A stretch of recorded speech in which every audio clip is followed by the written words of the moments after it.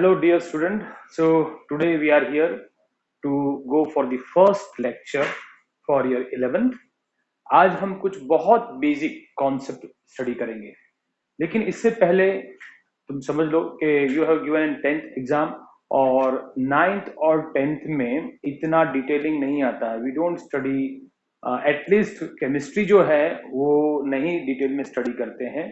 तो कई बार केमिस्ट्री के अंदर बहुत सारे प्रॉब्लम होते हैं. वो इसलिए होते हैं क्योंकि जो भी इंपॉर्टेंट चीजें होती है उसको एम्फोसाइज नहीं किया होता, ना 9th पे और ना 10th पे.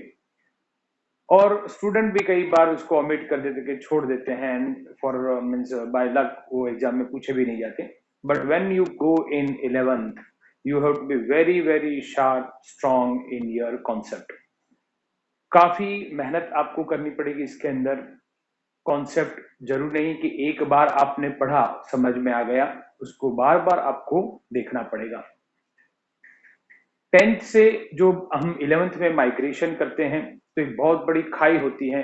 एक अंडरस्टैंडिंग जो होती है वो अब प्योरली लर्निंग पे नहीं चलता है, एक प्योर अंडरस्टैंडिंग पे ही चलता है. तो आपके सब्जेक्ट का अंडरस्टैंडिंग कॉन्सेप्ट बहुत स्ट्रांग होने चाहिए. तो आज हम इसीलिए जो हम स्टार्ट कर रहे हैं वो कुछ बेसिक कॉन्सेप्ट से स्टार्ट करेंगे. जैसे मैं आज कुछ बेसिक कॉन्सेप्ट ऑफ केमिस्ट्री में जो डिस्कस करूंगा वो इतने इंपॉर्टेंट है, तुम लोगों ने लोअर क्लास में पढ़े भी होंगे, बट मे बी शायद इतना ध्यान न दिया गया हो इस टॉपिक पर. लेकिन हम आज इसको बहुत विगरसली देखने वाले हैं. आपको अच्छी तरह से इसको सुनना है, समझना है. एक बार समझ में ना आए तो दूसरी बार आप इसको वीडियो देखिए और क्लियर करिए कॉन्सेप्ट को. Now see about जो बात मैं कह रहा था कि जब केमिस्ट्री की बात करते हैं तो होता क्या है, व्हाट इज केमिस्ट्री. तो basically chemistry is a branch of A science which deals with what is the composition of the substance. यानी substance किसका बना हुआ है. Then जो भी composition में element है, what are the properties of that, what can be the chemical reaction and how that substance can be prepared. So chemistry is a branch of science which deals with the study of the composition of substance, properties associated with it, reaction that can be given by it and what can be the method to prepare it. ठीक है. तो आज हम इस chemistry के actually तो 3 part होते हैं, फिजिकल केमिस्ट्री, इनऑर्गेनिक केमिस्ट्री और ऑर्गेनिक केमिस्ट्री. लेकिन ये हम लेटर ऑन हम इसको क्लासिफाई करेंगे कौन से चैप्टर इसके अंदर आएंगे. आज तो हम अपने बेसिक कॉन्सेप्ट से ही स्टार्ट करते हैं. तो आप लोगों ने 9th स्टैंडर्ड में अगर याद हो आपको तो आपने डाल्टन्स थियरी पढ़ी थी. डाल्टन्स थियरी, क्योंकि कभी हम केमिस्ट्री की अगर बात करते हैं तो ऑब्वियसली जो मेन कंस्टिट्यूएंट पार्टिकल जो होता है केमिस्ट्री के अंदर, everything start with an atom. ठीक है. तो हम एटम के बारे में पहले जानेंगे. तो आप लोगों ने डाल्टन्स थियरी पढ़ी होगी. अगेन हम उसको थोड़ा सा रिवाइज कर लेते हैं, वहीं से हम स्टार्ट करेंगे. So let us see about what are the important points और postulates of the Dalton's theory. जैसे देखो यहां पर मैंने लिखा है, atom is a smallest particle of any substance. Atom is a smallest particle of any substance. यानी कोई भी सब्सटेंस में स्मॉलेस्ट पार्टिकल क्या होगा, एटम होगा. ये स्टेटमेंट जो है, यहां जो मैंने स्टेटमेंट लिखे हैं वो डाल्टन्स ने लिखे हैं, लेकिन मैं जहां जहां मुझे एट प्रेजेंट की सिचुएशन में जो अप्रोप्रिएट नहीं है वहां पे मैं करेक्शन करता जाऊंगा. जैसे यहां पर लिखा है कि atom is the smallest particle of any substance, no problem. लेकिन अभी देखो इसके अंदर दिक्कत क्या है, ये सेंटेंस पे ऐसा कहीं पे गड़बड़ हो जाता है. अगर हम ये कहें कि what is the smallest particle present in the ion, तो हम कहेंगे Fe का एटम होगा. What is the smallest particle present in the gold, it is Au. यानी गोल्ड लो, तुम गोल्ड को कितना भी माइन्यूटली उसको डिवाइड कर लो, जो एक पार्टिकल इंडिपेंडेंटली एग्जिस्ट करेगा वो होगा गोल्ड. लेकिन डियर स्टूडेंट, अगर सपोज करो कि मैं ऑक्सीजन लेता, जैसे ऑक्सीजन इन एयर, तो oxygen exist as what, O2, not as O. यानी यहां पर जो स्मॉलेस्ट पार्टिकल अगर पॉसिबल होगा, ऑक्सीजन गैस के अंदर स्मॉलेस्ट पार्टिकल कौन सा हुआ, एक मॉलिक्यूल हुआ. उसी तरह से नाइट्रोजन गैस के अंदर वो N2 होगा. ठीक है ना. क्लोरीन गैस के अंदर वो Cl2 होगा. तो थोड़ी सी बात यहां पर एक चेंज होनी चाहिए. वो क्या, that atom is the smallest particle of any substance. Which may और may not have independent existence. जैसे यहां पर ऑक्सीजन एग्जिस्ट करता है लेकिन वो दूसरे ऑक्सीजन के ऊपर डिपेंड करता है, so it is existing as O2 molecule. So atom can be a smallest particle of any substance which may or may not have independent existence। मैं इसमें करेक्शन नहीं कर सकता हूं क्योंकि ये तो स्टेटमेंट डाल्टन ने कहे थे, है ना, तो I can not do that, but हाँ कुछ क्लियरिटी इन स्टेटमेंट की मैं ज्यादा करके देता जाऊंगा इसके अंदर, ठीक है। अब देखो दूसरा स्टेटमेंट जो डाल्टन थ्योरी में था, that is atom can neither be created nor be destroyed. Means it is not possible कि हम एटम को क्रिएट करें and it is not possible कि हम एटम को डिस्ट्रॉय करें। Dear student, this is the fact. Suppose करो कि किसी को ये पता चल जाए कि गोल्ड के एटम को कैसे बनाना है, तो कल तो गोल्ड बनाने की इंडस्ट्री चालू हो जाएगी, फिर हमें माइनिंग की कोई जरूरत ही नहीं है। अगर किसी को ये पता चल जाए कि Fe को कैसे क्रिएट करना है, तो फिर Fe का माइनिंग, आयन का माइनिंग करने की क्या जरूरत है, फिर मेटलर्जी फेल, फिर और कुछ चालू हो जाएगा, प्रोडक्शन डायरेक्टली स्टार्ट हो जाएगा। So atom can not be created not be destroyed, इसको हम डिस्ट्रॉय नहीं कर सकते। अगर डिस्ट्रॉय कर दे इसका मतलब ये होगा कि आपने कोई मास को डिस्ट्रॉय कर दिया, इसका मतलब कि आपने मास को गायब भी कर दिया। सो इट इज नॉट पॉसिबल कि हम उसको क्रिएट करें या उसको हम डिस्ट्रॉय करें। हाँ ये जरूर है, एक एटम दूसरे एटम में जरूर कन्वर्ट होता है। जितने भी केमिकल रिएक्शंस होते हैं, all chemical reaction always involves transformation of one atom into the another atom और अ मॉलिक्यूल। अब देखो यहां पर अगर हम बात करें एटम इज इनडिविजिबल, जब डाल्टन ने ये कहा था atom is indivisible, he was not knowing about के हम लोग आगे फ्यूचर में इसको डिविजिबल कर देंगे। यू नो अबाउट जो न्यूक्लियर रिएक्शंस होते हैं, in nuclear reaction what we find, nuclear reaction के अंदर हम फाइंड करते हैं कि जो आई वुड से कोई एटम होता है जैसे 92 यूरेनियम 235, उसका हम बॉम्बार्डमेंट करते हैं, बराबर ना, न्यूट्रॉन से, और इसको कोई दूसरे एलिमेंट में हम कन्वर्ट कर सकते हैं। तो न्यूक्लियर रिएक्शन ऐसे होते हैं, you would have studied nuclear fission process. तो न्यूक्लियर फिजन प्रोसेस क्या होता है, जहां पर हम किसी एटम को डिवाइड कर देते हैं और वो एक दूसरे फॉर्म में दूसरा एलिमेंट बन सकता है। दूसरी बात यहां पर डाल्टन ने कही थी, atom of the same element are identical in mass and property. Atom of the same element, अगर सेम एलिमेंट है बराबर, तो उनका मास और प्रॉपर्टी जो है वो आइडेंटिकल होगी। बट डियर स्टूडेंट, यहां पर अब एक और चीज आ गई है, क्योंकि हम जानते हैं आइसोटोप्स के बारे में। Isotopes, you would have studied isotopes, आपने स्टडी किया होगा। 1H1 दैट इज प्रोटियम, ठीक है, फिर उसी तरह से 1H2 ड्यूटेरियम, ये आप लोगों ने स्टडी किया होगा। उसी तरह से 1H3 इट्स ए ट्रीटियम। तो ये सब क्या है, ये आइसोटोप है, लेकिन यू कैन सी ये मास है, इसका मास है 1, इसका मास है 2, इसका मास है 3, ठीक है। तो ये कहना कि atom of the same element are identical in mass and property, वो वक्त शायद ट्रू होगा, लेकिन आज हम क्योंकि आइसोटोप जानते हैं तो ये स्टेटमेंट अब करेक्ट नहीं है। Atom of the different element is different with respect to mass and property. You know, atom, every atom is unique in itself. तो अगर एटम कोई दूसरा है, जैसे Fe का एटम होगा तो उसका कुछ कैरेक्टरिस्टिक होगा, उसका एक मास होगा, गोल्ड का एटम होगा उसका एक कैरेक्टरिस्टिक होगा, उसका कोई मास होगा। So of course every atom of an element, different atom, different element, different atom, different property would be there. फिर दूसरी बात यहां पर आती है, atom of the different element can combine to form more than one compound. Atom of different element can combine to form more than one compound. What does it means? जैसे for example hydrogen और oxygen एक दूसरे से combine हो सकते हैं और वो H2O बना सकते हैं, ठीक है। और उसी तरह से हाइड्रोजन और ऑक्सीजन कंबाइन हो सकते हैं, और अगर ये कंबाइन हो सकते हैं तो फिर ये H2O2 भी बना सकते हैं। सो atom of different element, that is hydrogen and oxygen for example, can combine to form more than one compound. जैसे एक से ज्यादा यहाँ कंपाउंड पॉसिबल है।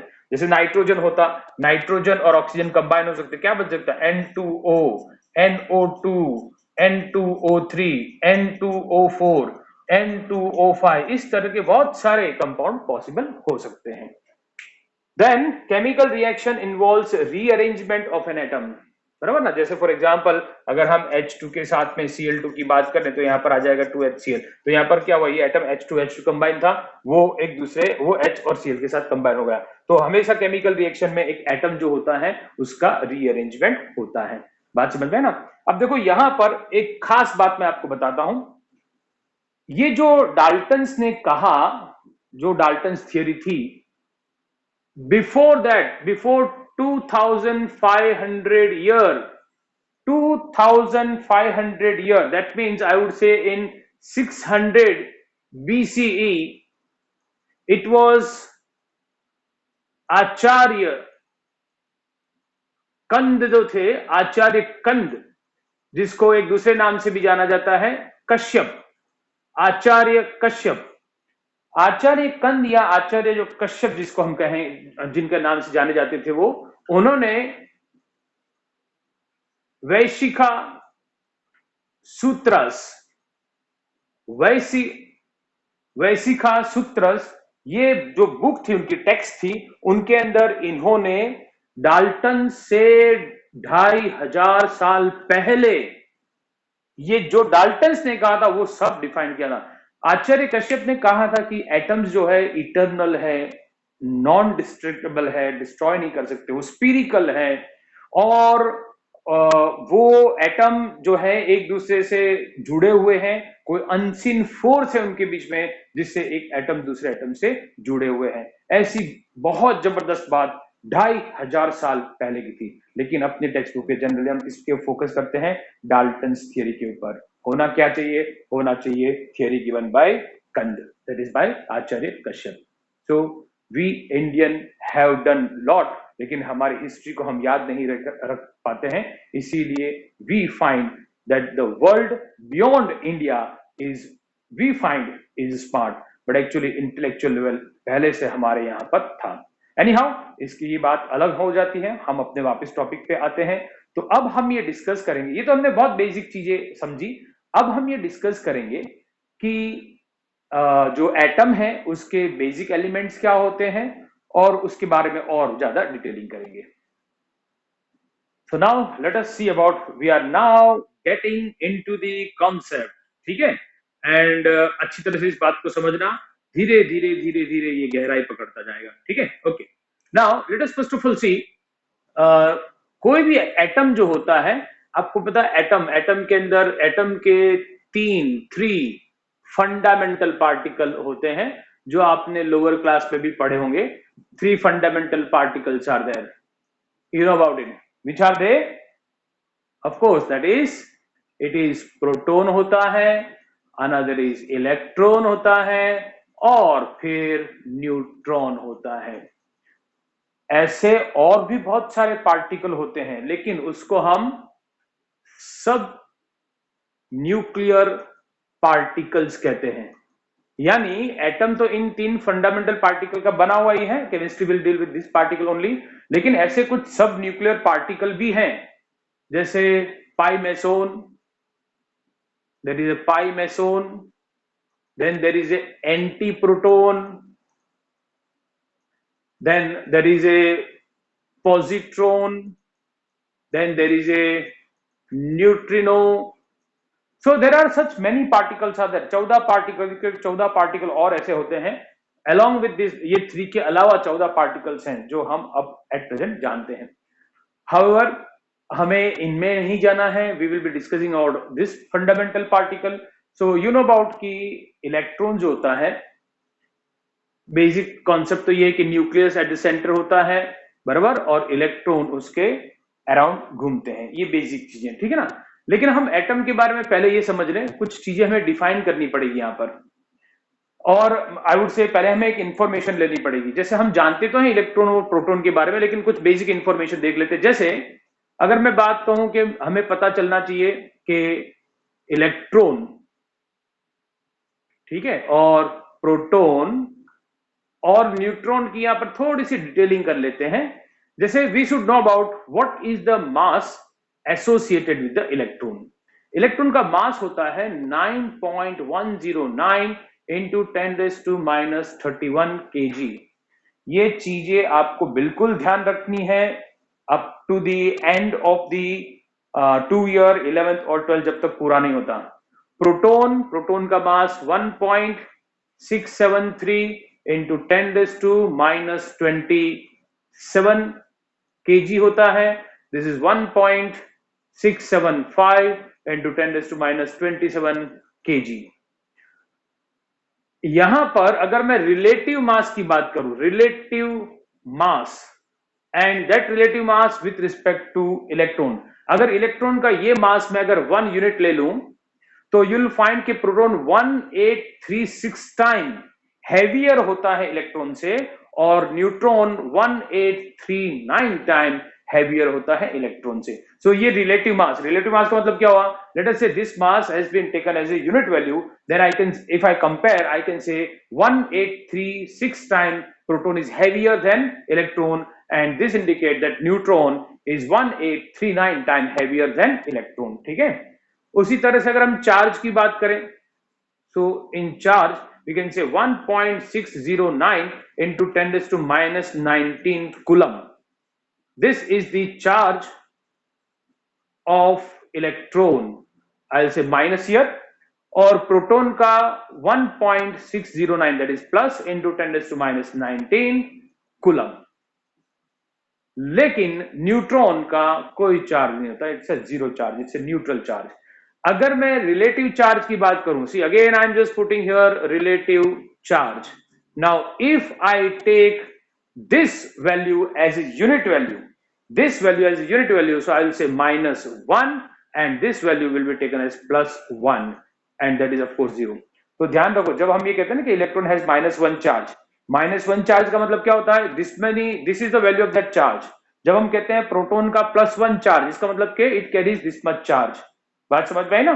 तो this are very very fundamental. ये जो इंफॉर्मेशन होती है mass and charge, electron, proton और न्यूट्रॉन के जानने ही चाहिए if you want to go for a proper chemistry. Okay, now अब एक और बात भी होती है. हमने लोअर क्लास में आप लोगों ने ऐसे तो डिफाइन किया हुआ ही है, लेकिन फिर भी मैं इसको क्लियर करना चाहता हूं because we don't want to go with any misconception in chemistry. जब मिसकॉन्सेप्ट केमिस्ट्री में हो जाते हैं देन धीरे धीरे क्या होता है, वो केमिस्ट्री फिर धीरे धीरे समझ में नहीं आती है. तो कॉन्सेप्ट क्लियरिटी बहुत जरूरी है. इसीलिए हम ये जो चैप्टर में जो डिस्कस अभी करने बैठे हैं, this is basic concept, this are all basic concept of chemistry. आपको कभी ये पहले नहीं सोचना है कि मुझे कौन सा चैप्टर हम स्टार्ट करें. पहले चैप्टर जो भी हो, हम ऑब्वियसली चैप्टर 1 पे ही जाएंगे, लेकिन पहले तो ये क्लियर करो कि तुम्हारे बेसिक्स कितने अच्छे हैं. Okay, now coming to about this atomic number. Atomic number क्या होता है? तो you would have studied about what is atomic number. It is nothing but we can say it's a number of proton और electron in atom. ठीक है. और उसी तरह आपने एक और भी टर्म डिफाइन किया है, atomic mass number. Atomic mass number क्या होता है? Atomic mass number, it is the sum of number of proton and neutron that is present of course in nucleus of atom. Proton और neutron जो होते हैं वो न्यूक्लियस में present होते हैं, and you know electron is revolving around the nucleus. कई लोग इस डेफिनेशन को एटॉमिक मास भी कहते हैं. It is not atomic mass, क्योंकि यहां पर आप क्या कह रहे हो? Sum of the number. So you are just having a sum of the number. So जब आप ये कहते हो सम ऑफ द नंबर, तो ये नंबर ही है. So it is an atomic mass number. ठीक है.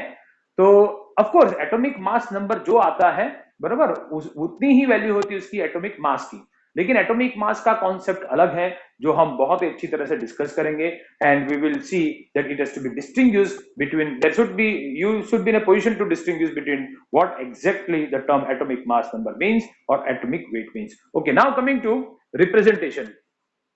हम किसी एलिमेंट को रिप्रेजेंट करना चाहते हैं, रिप्रेजेंटेशन ऑफ एलिमेंट. तो मुझे किसी एलिमेंट को रिप्रेजेंट करना हो, I can simply put like this, Z X A. यहां पर Z क्या होगा? Z will be the atomic number and A will take as atomic mass number. ठीक है.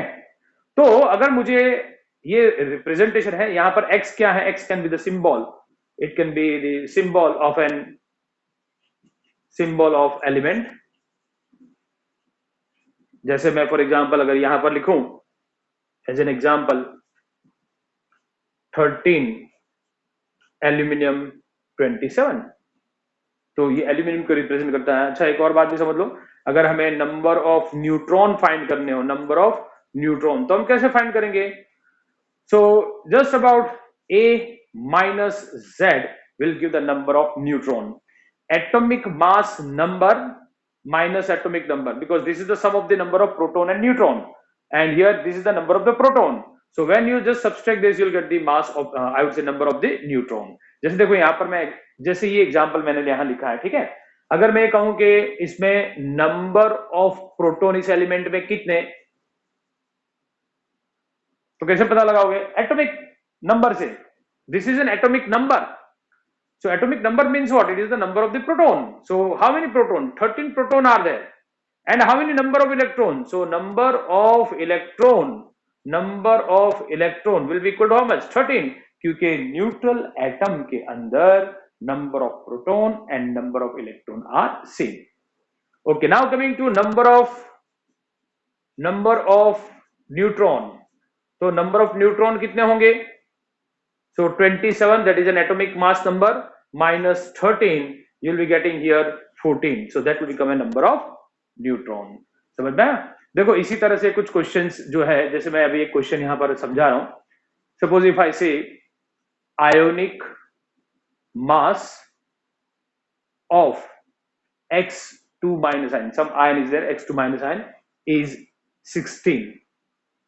It has 8 न्यूट्रॉन, ठीक है, इट हैज 8 न्यूट्रॉन.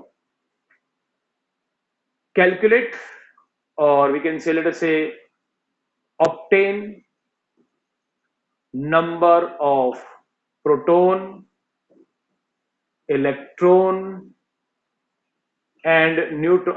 न्यूट्रॉन तो दे दिया बराबर ना, electron, proton, and let us say and give symbolic form of the element. Okay, तो देखो यहां पर आयनिक मास, क्योंकि ये आयन है इसलिए इसका मास, एटम होता तो एटॉमिक मास 8 न्यूट्रॉन है और एटॉमिक मास इतना है, ठीक है. तो नंबर ऑफ प्रोटॉन कितना हुआ? So number of proton will be how much?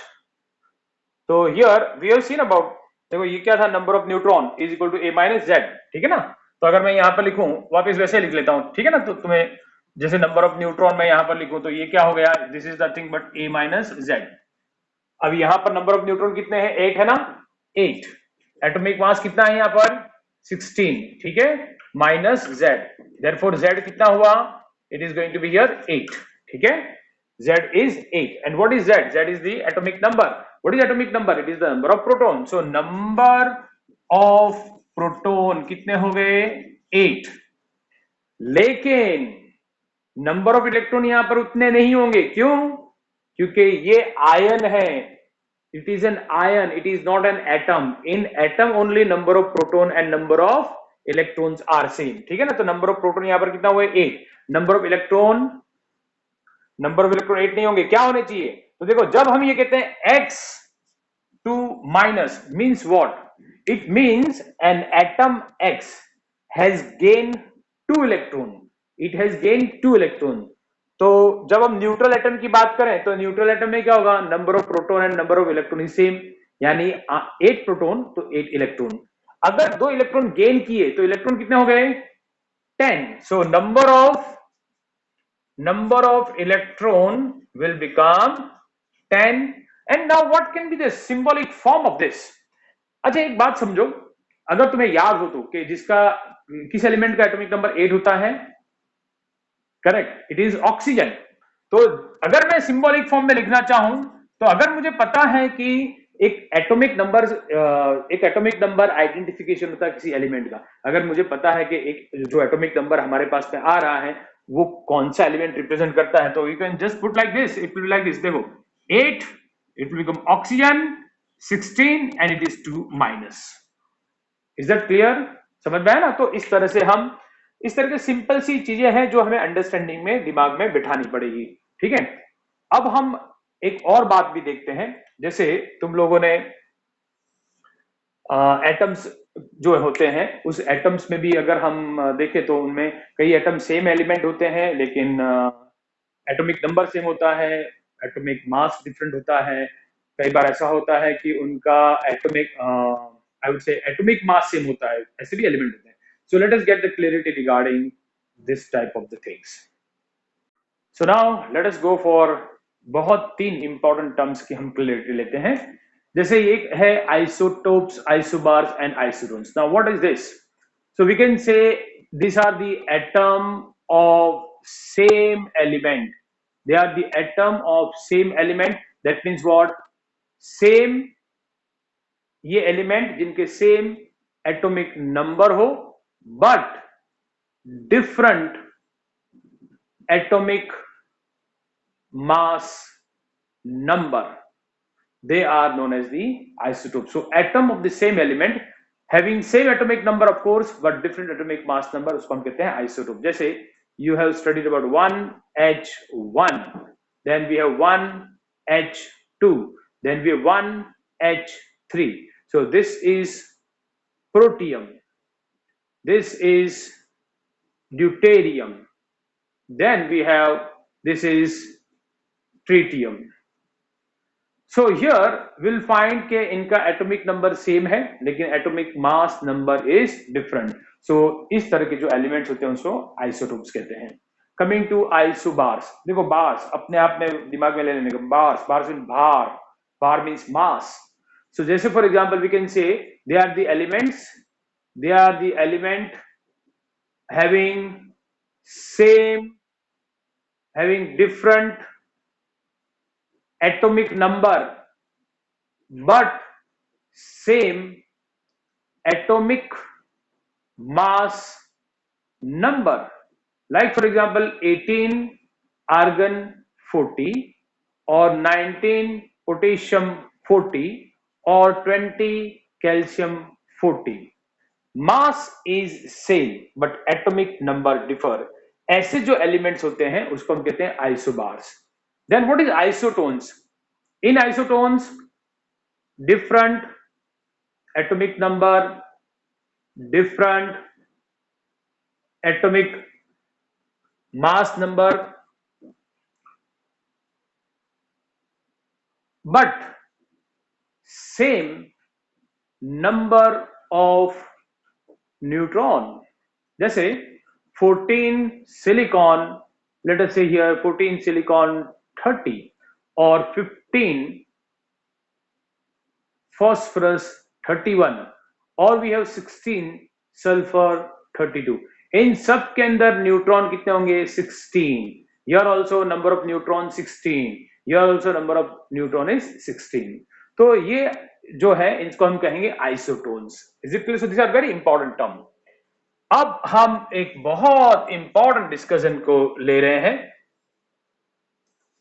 Late me first rub this, then I will be starting with the new topic. तो अब हम एक बहुत इंपॉर्टेंट डिस्कशन में आ रहे हैं, अच्छी तरह से इसको समझना. And this is related with atomic mass. मैंने पहले भी बोला था कि there is a difference between atomic mass number and atomic mass. तो अब हम डिस्कस कर रहे हैं एटॉमिक मास के बारे में. Atomic mass, what is atomic mass? We can say it is the heaviness, it is the heaviness of element, it is the heaviness of element compared to 1/12 the mass of isotope carbon 12 atom. Carbon के isotope होते हैं carbon 12, carbon 13, carbon 14. We are talking about carbon 12 atom. So atomic mass किसी भी element का क्या होता है? वो एक हैवीनेस कंपेयर करता है एलिमेंट का as compare to 1/12 the mass of carbon 12. अब इसको इस बात को समझने के लिए एक और भी बात कह दूं यहां पर. This will be expressed in AMU और U. U का मतलब होता है यूनिफाइड मास. समझते हैं इस स्टेटमेंट का क्या मतलब निकलता है. तो पहले हम ये देख लेते हैं कि it has been found that mass of one carbon 12 atom that has been observed or obtained using mass spectrometer, ये एक इंस्ट्रूमेंट है जिसके थ्रू हमने मास डिटरमाइन किया है, and it has been found to be 1.992648 into 10⁻⁻23 gram. एक atom का, एक कार्बन एटम का मास एक्चुअली इतना है, और हम क्या कहते हैं, हम उसका एटॉमिक मास नंबर क्या बोलते हैं, 12।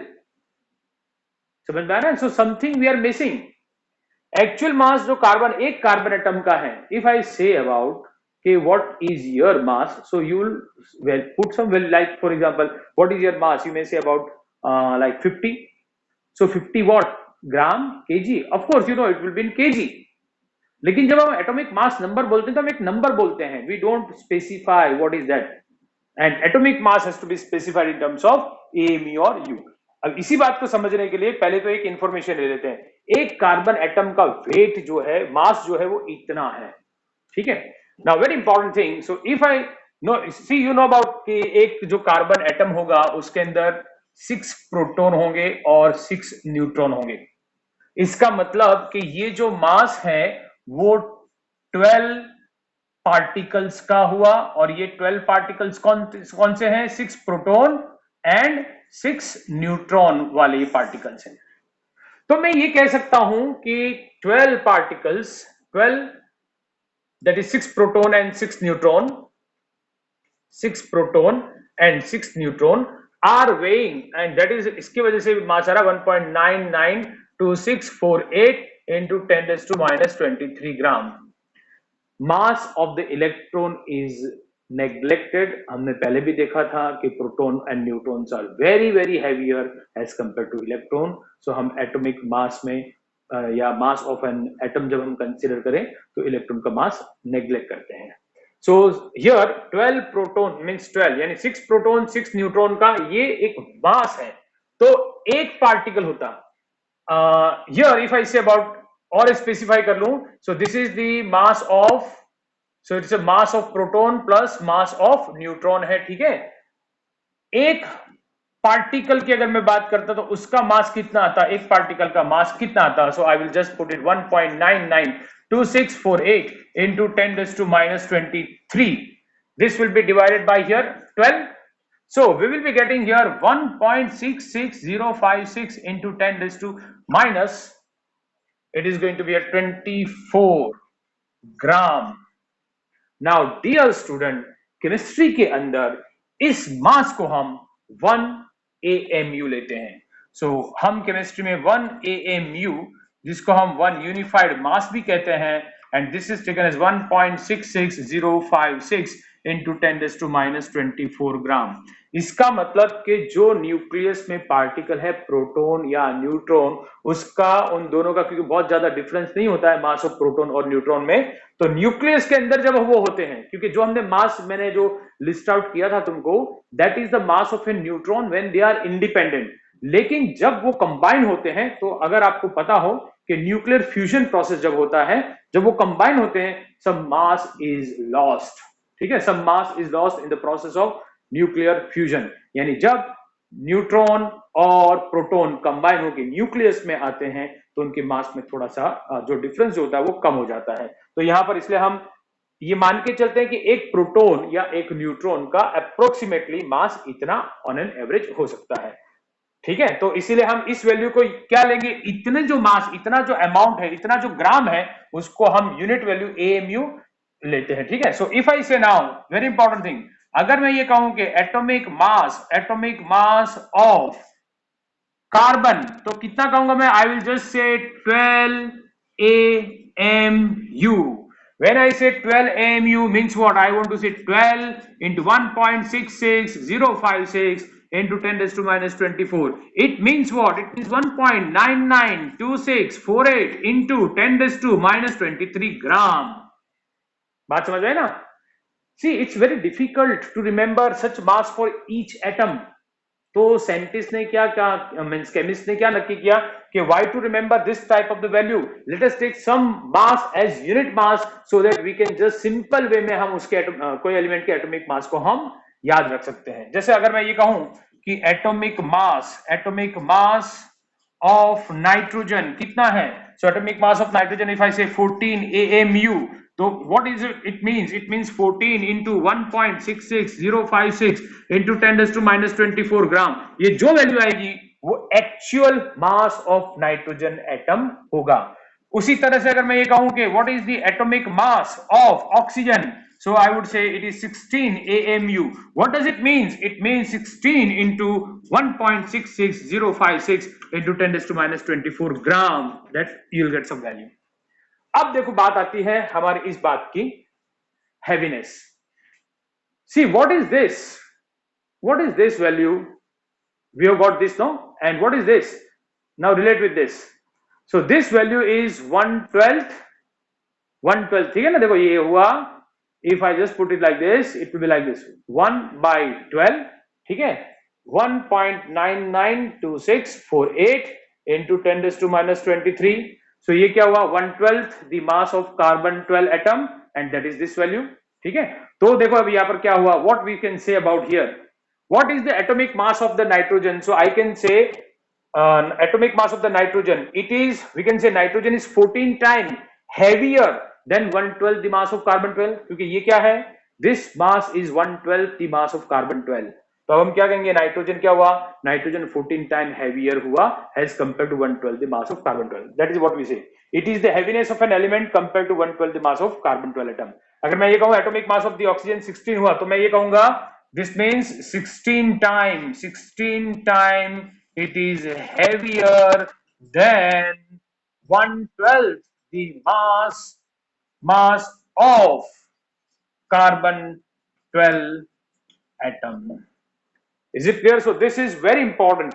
यानी AMU जो है, आप जब भी एटॉमिक मास लिखो तो you have to actually specify AMU और U, जबकि atomic number, of course we know atomic number carbon का क्या लिखते हैं, एटॉमिक मास नंबर 12 ही लिखते हैं, लेकिन जब एटॉमिक मास लिखना हो तो it should be specified with AMU।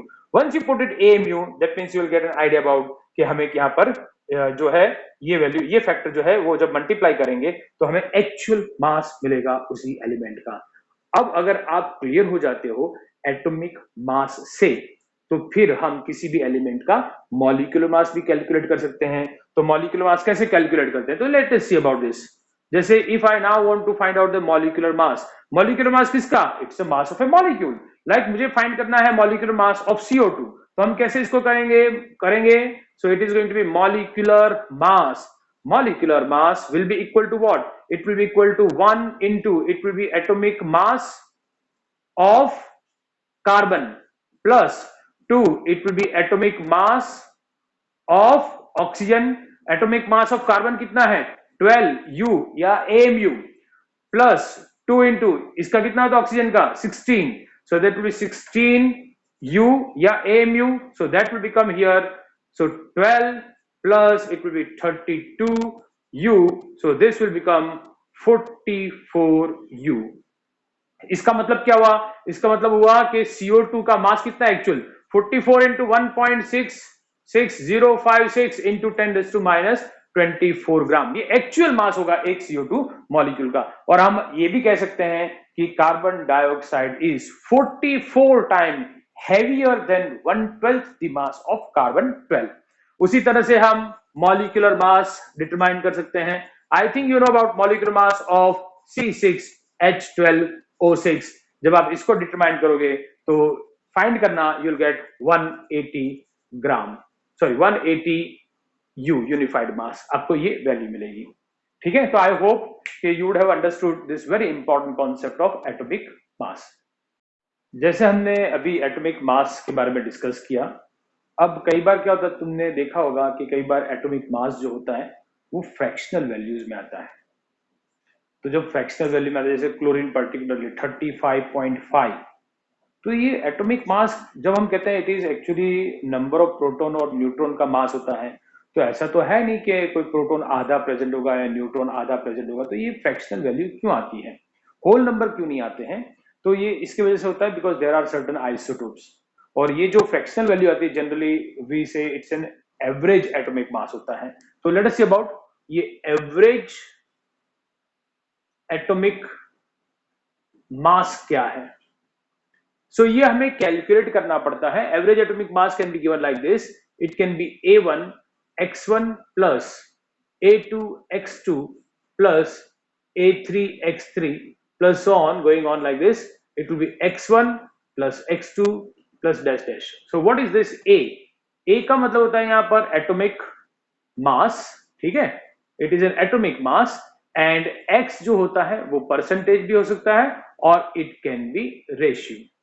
जैसे मैं एक एग्जांपल तुमको सॉल्व करके बताता हूं कैसे। If two isotopes of chlorine with atomic mass 35U and 37U exist in ratio 3:1 respectively, 3:1, then let us say find out average atomic mass. तो देखो हम कैसे इसको फाइंड करेंगे, हम इसको अप्लाई करेंगे यहां पर। So it is going to be like this, average atomic mass will be equal to, देखो ये दो आइसोटोप्स है, इसका मास, एक का मास है, यू नो आइसोटोप का मतलब mass is going to be different, atomic number is same. Chlorine है तो एटॉमिक नंबर सेम है, तो इसका 35 और इसके का 37 है। So 35, what is the proportion, what is the ratio? 3:1 है, so 35 into 3, समझ में ना बात, ये रेशियो देखो x क्या है, रेशियो है, so this plus it will be 37 into 1 divide by ये रेशियो का addition x1 plus x2, so it is going to be here 3 plus 1, so this is going to be here, you can say 105 plus 37 by 4, that is going to be 142 by 4, and this is 35.5 U unified mass। तो इस तरह से हम average atomic mass find करते हैं जब कोई element के आइसोटोप प्रेजेंट होते हैं। Clear about it. अब देखो डियर स्टूडेंट, मैंने यहां पर कुछ प्रैक्टिस के लिए, यहां पर तुमको प्रैक्टिस के लिए क्वेश्चन मैं दे रहा हूं। हम जब अगले लेक्चर में मिलेंगे तो मैं इन जो क्वेश्चंस हैं इनका मैं सॉल्यूशन डिस्कस करूंगा और फिर हम उस टॉपिक में जाएंगे। तो मैंने यहां पर देखो आंसर भी लिखे हुए हैं, you try to find out this answer, लेकिन लास्ट वाले में थोड़ा सा मैंने ऐसे ही रखा है कि think about it, I have not given the answer, so please go through this and let us see आप कितने अच्छी तरह से इसको क्रैक करते हैं। ओके